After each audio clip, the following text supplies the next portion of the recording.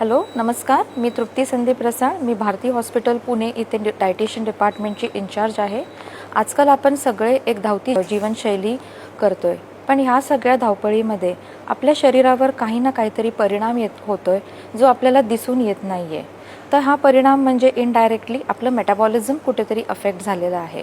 मग मेटाबॉलिझम नक्की म्हणजे काय? मेटाबॉलिझम म्हणजे जे आपण अन्नपदार्थ घेतो ते शरीर त्याला ऊर्जेमध्ये रूपांतर करतो, ह्याला आपण मेटाबॉलिझम असे म्हणतो.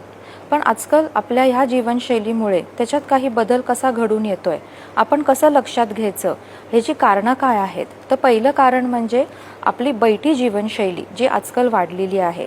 त्याच्यानंतर व्यायामाचा अभाव आहे. खूप वर्किंग आवर्स असल्यामुळे अपुरी झोप आहे, वर्कलोड आहे, त्यामुळे रात्रीचं पण काम करायला लागत आहे. त्यानंतर जेवणाच्या अवेळी किंवा जेवणच स्किप करणे.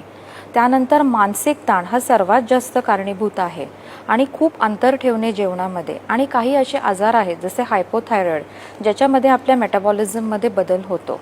मग नक्की आपण ओळखायचं कसं की माझ्या शरीराचा मेटाबॉलिझममध्ये बदल आहे?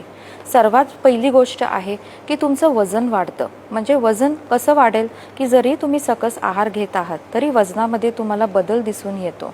त्याच्यानंतर जर तुम्ही शुगर टेस्ट केली तर तुम्ही प्री डायबेटिक स्टेजमध्ये येता. म्हणजे ज्याला आपण HbA1c फ्लक्च्युएट होते किंवा आपलं ब्लड शुगर फ्लक्च्युएट होतं हे दिसून येतं. नंतर आपलं लिपिड प्रोफाईल, ज्याच्यामध्ये लिपिडमध्ये सीरम कोलेस्ट्रॉल किंवा सीरम ट्रायग्लिसराइड्स ह्याच्यामध्ये तुम्हाला बदल दिसेल. त्याच्यानंतर सतत तुम्हाला कुठल्या तरी गोष्टीची खाण्याची क्रेविंग होते. जरी तुमची शांत झोप झाली असेल तरी तुम्हाला दिवसभराचा थकवा राहतो. त्यामुळे ह्यापैकी जर तुम्हाला काही लक्षणं दिसत असतील तर तात्काळ तुमच्या डॉक्टरांना संपर्क साधावा. नंतर ह्याला आपल्याला उपाय काय आहेत की आपण आपल्या जीवनाची मेटाबॉलिझम हे कसं इम्प्रूव्ह करायचं आहे. पहिल्याच सर्व गोष्ट आहे की आपल्या स्वतःची लाईफस्टाईल मॉडिफाय करायची.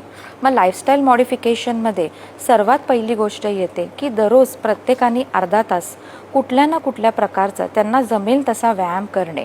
म्हणजे तुम्ही आठवड्यातून फक्त 5 वेळा जरी अर्धा तास व्यायाम केला तरीही तो योग्य आहे.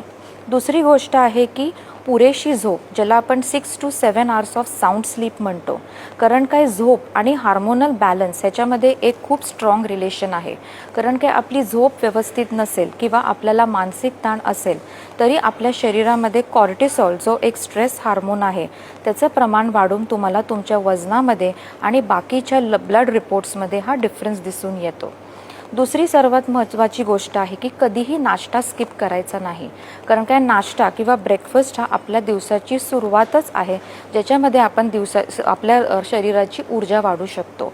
मग ब्रेकफास्ट शक्यतो कार्बोदके न घेता तुमचा ब्रेकफास्ट हा प्रोटीन आणि फायबरयुक्त हवा आहे, ह्यांनी प्रत्येकाने लक्ष द्यावं. तिसरी गोष्ट आहे की तुमची जी जेवणाची वेळ आहे त्याच्यामध्ये मिनिमम 2 ते 3 तासाचं अंतर पाहिजे. कारण की तुम्ही खूप वेळ जरी उपाशी राहिलात तरी तुमच्या शरीराचं मेटाबॉलिझम हे कमी होतं. त्यानंतर आहे की तुम्ही आपल्या जेवणामध्ये जे ऊर्जा वाढवणारे पदार्थ आहेत, ज्याला आपण थर्मोजेनिक फूड्स म्हणतो, की आपल्या शरीराचं नॅचरल मेटाबॉलिझम ते नेहमी ठेवतात.